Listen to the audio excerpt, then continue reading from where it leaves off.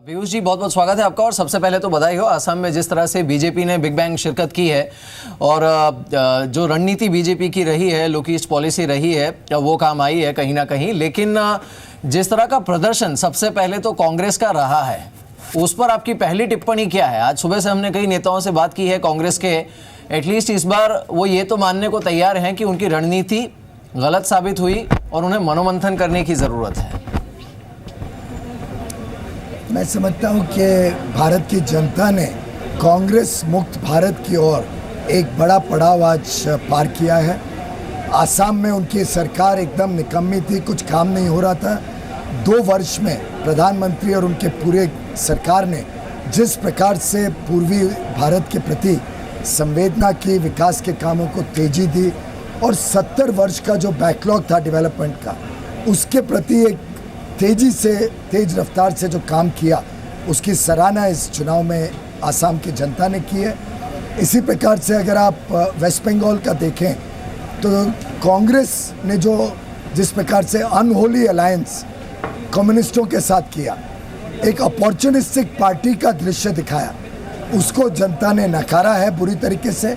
और साथ ही साथ भारतीय जनता पार्टी के बढ़ते कदम, आखिर अभी तक लोगों को विश्वास नहीं था बीजेपी एक विकल्प के रूप में उभर सकता है, चाहे वो पश्चिम बंगाल हो, केरल हो, तमिलनाडु हो। इस चुनाव के बाद ये सभी जगह ये लोग महसूस करेंगे कि अगर हमें एक अच्छी सरकार चाहिए, भ्रष्टाचार मुक्त सरकार चाहिए, ईमानदार सरकार जो विकास के प्रति समर्पित हो, सब समाज को अच्छे दिन लाने के प्रति समर्पित हो, तो मैं समझता हूँ कि भारतीय जनता पार्टी एकमात्र विकल्प है।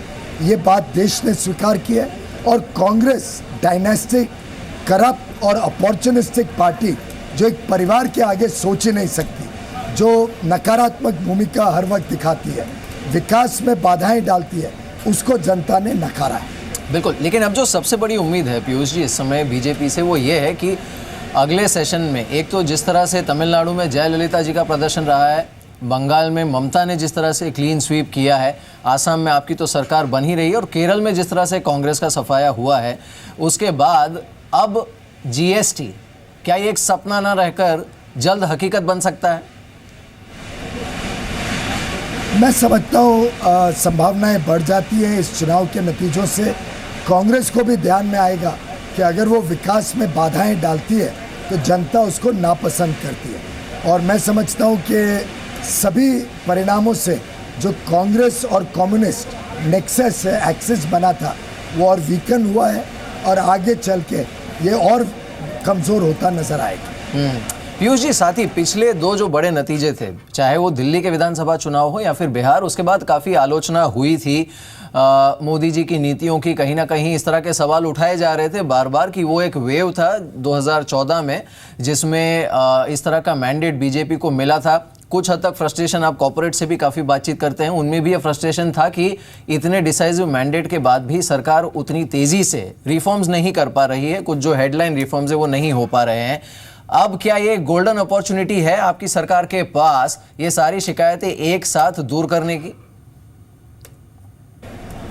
देखिए, चुनाव के नतीजे आते हैं जाते हैं, एक कभी हमारी जीत होती है चारों राज्यों में, हरियाणा, झारखंड, महाराष्ट्र, जम्मू कश्मीर, भारतीय जनता पार्टी का तेज़ी से एक्सपेंशन हुआ, जीत हुई। एक आध चुनाव में हमें थोड़ा कमज़ोर रिजल्ट आया, फिर एक बार हमने बहुत बड़ी छलांग इस चुनाव में ली है। ये चुनावी जीत हार जीत चलती रहेगी, आलोचना प्रति आलोचना चलती रहेगी। भारतीय जनता पार्टी और प्रधानमंत्री श्री नरेंद्र मोदी जी विकास की राह में कभी कोई बदलाव नहीं करते। गांव, गरीब, किसान, शोषित, इस भारत की जो सबसे पिछड़ा वर्ग है, उसको कैसे विकास से जोड़ा जाए, उसमें हम पहले दिन से आज तक समर्पित रहे हैं। और मैं समझता हूँ कॉरपोरेट्स अगर हमसे नाराज़ रहे तो वो इसलिए रहे कि हमने पूरे समय गरीब से गरीब आदमी के जीवन को कैसे उधारना, उस पर हमने फोकस किया। कॉरपोरेट्स को एक जो आदत सी पड़ गई थी कि उनके ही मनमानी चलेगी या उनकी प्रॉफिट पे ही देश की अर्थव्यवस्था चलेगी, उसमें बदलाव लाया गया। कॉरपोरेट्स के ऊपर नियंत्रण लाया गया कि ब्लैक मनी पे जो वार किया प्रधानमंत्री जी ने, जिस प्रकार से क्रोनी कैपिटलिज्म, जिस प्रकार से भ्रष्टाचार मुक्त किया पूरे व्यवस्था को, सरकार को, मैं समझता हूँ स्वाभाविक है, थोड़े दिन लगे उद्योगपतियों को इस बात से एडजस्ट करने में, पर आज पूरा देश इस बात की सराहना करता है कि कांग्रेस मुक्त भारत और भ्रष्टाचार मुक्त भारत ये सिर्फ प्रधानमंत्री मोदी जी और भारतीय जनता पार्टी देश को दे सकती है। पीयूष जी, ये क्योंकि कांग्रेस के बगैर इस विषय की बातचीत नहीं हो सकती। अब 6 राज्यों में बस कांग्रेस की सरकार बची है और बड़े और प्रोमिनेंट राज्य अगर देखें तो उसमें बस कर्नाटक में बची है।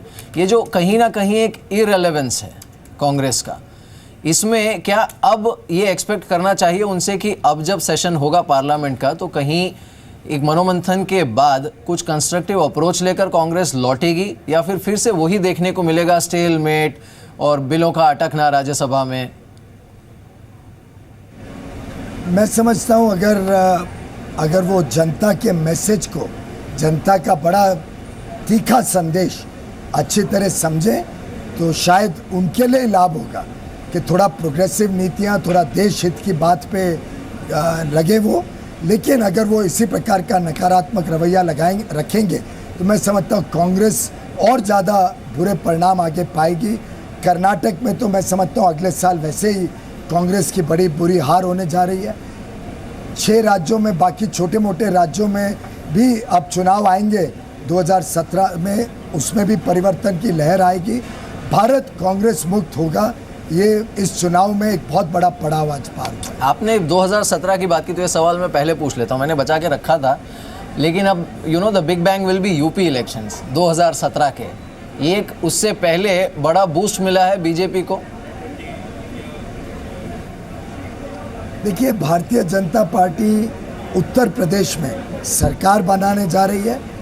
मायावती जी की ये बहुत बड़ा दावा कर रहे हैं पीयूष मुलायम सिंह जी और अखिलेश की समाजवादी दोनों भ्रष्टाचार में लिप्त हैं। दोनों पार्टियों ने उत्तर प्रदेश के विकास के प्रति कोई काम नहीं किया है। उत्तर प्रदेश पिछड़ा का पिछड़ा रखा है। उनकी नीतियां ऐसी रही हैं जिससे विकास करने के बदले कैसे भ्रष्टाचार से अपना घर भरा जाए। अभी समाजवादी ने फिर एक बार अमर सिंह जी को लिया। पिछले दिनों में जाएं तो बसपा के ऊपर जिस प्रकार के भ्रष्टाचार के आरोप लगातार लगते रहे हैं, मैं समझता हूँ अब उत्तर प्रदेश की जनता विकास चाहती है। उत्तर प्रदेश की जनता भ्रष्टाचार मुक्त सरकार चाहती है जो मात्र भारतीय जनता पार्टी और उसका नेतृत्व दे सकती है। बिल्कुल।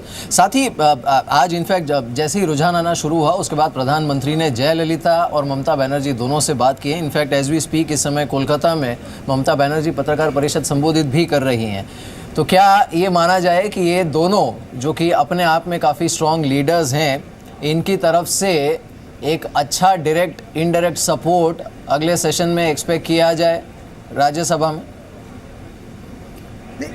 देखिए, हमारा अभी तक का अनुभव है कि कभी भी कोई प्रोग्रेसिव पॉलिसी हम लाए हैं तो ये दोनों पक्षों ने देश हित को सामने रखा है, इसको राजनीति में नहीं लिपता है। आप मेरे कोल माइंस जब कैंसिल हुए थे और कोल माइंस ऑर्डिनेंस में हम ईमानदार नीलामी से कोल माइन दे सके, जब हम वो कानून लाए तो अन्ना डीएमके और तृणमूल कांग्रेस दोनों ने समर्थन किया। 3 पार्टियों ने उसका समर्थन नहीं किया, कम्युनिस्ट, कांग्रेस और डीएमके। और उससे साफ नजर आता है कि तीनों भ्रष्टाचार में लिप्त हैं और एंटी डेवलपमेंट पार्टीज हैं। ये जब एग्जिट पोल्स आए थे उसके बाद क्या अभी आपने हालांकि एग्जिट पोल ही होते हैं, लेकिन उसमें डीएमके का प्रदर्शन जिस तरह का प्रेडिक्ट किया गया था और आज जिस तरह की सच्चाई सामने आई है, इस पर क्या कहना चाहेंगे? मैं समझता हूँ और सिद्ध होता है कि कांग्रेस जो अपॉर्चुनिस्टिक अलायंसेस करता है और पर्टिकुलरली जो कांग्रेस खुद भ्रष्ट है साथ में दूसरी भ्रष्टाचार पार्टी से अलायंस करता है, तो वो तो A² + B² is equal to कौन सा मैथमेटिकल फॉर्मूला प्रूव हो जाता है, A+B² is equal to A² + B² + 2AB। I think they have only prove that कि 2 पार्टियां भ्रष्ट पार्टियां जब जुड़ती हैं तो जनता क्या जवाब देती है उसको। तो नटशेल में आप यही कह रहे हैं कि 2 wrongs never make a right. Assam की जनता को आप क्या कहना चाहेंगे? प्रायोरिटीज़ क्या होंगी आपकी आसाम के लिए, क्योंकि एक बहुत बड़ा मैं आसाम की जनता को No, I was just saying that it's a big entry point, major foothold आपको मिला है नॉर्थ ईस्ट में। क्या कहना चाहेंगे आप, प्रायोरिटीज़ क्या होंगी आसाम की? मैं असम की जनता का तहे दिल से धन्यवाद करना चाहूँगा मैं समझता हूँ उन्होंने सराहना की है हमारे 2 वर्ष की मेहनत की, किस प्रकार से हमने नॉर्थ ईस्ट के प्रति एकदम स्पेशल फोकस देके उसके डेवलपमेंट का बैकलॉग जो 70 वर्ष का बैकलॉग था उसको पूरा करने में तेज़ी से कदम उठाए। बिजली के क्षेत्र में हमने बहुत काम नॉर्थ ईस्ट में एक्सपैंड किया है, नए नए गाँवों को बिजली विद्युतीकरण करना, सिक्किम और पूरे उस नॉर्थ ईस्ट रीजन में पूर्वी भारत में ट्रांसमिशन और डिस्ट्रीब्यूशन पे फोकस करना।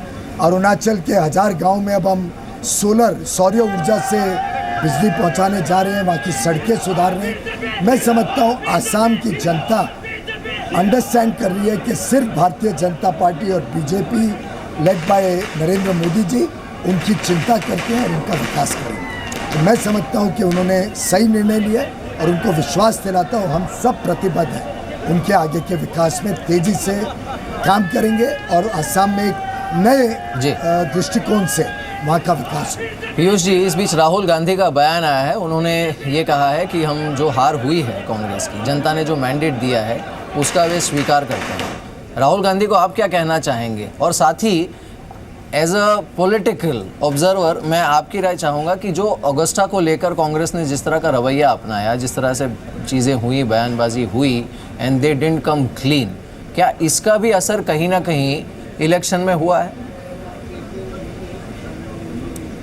देखिए भाई साहब, आप पूरा इतिहास भारत का देख लीजिए।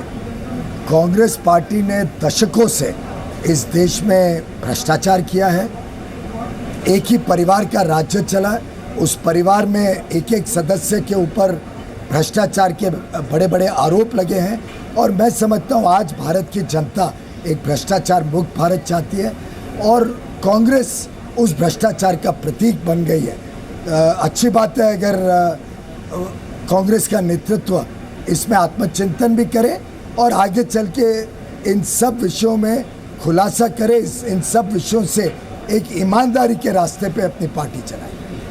राहुल गांधी को क्या कहना चाहेंगे? नहीं, वो कांग्रेस के नेता हैं, उनको अपनी पार्टी के बारे में चिंता करनी है। मैं अपनी पार्टी के विस्तार में लगा हूँ, मैं दूसरी पार्टी के बारे में टिप्पणी करूँ, लेकिन उन्होंने स्वयं भी सोचना पड़ेगा कि आखिर उनके नेतृत्व को जनता ने स्वीकार किया क्या, किधर भी स्वीकार किया क्या। देश से तो बाहर निकाल ही दिया, पर एक एक करके राज्यों से भी निकाल रही है।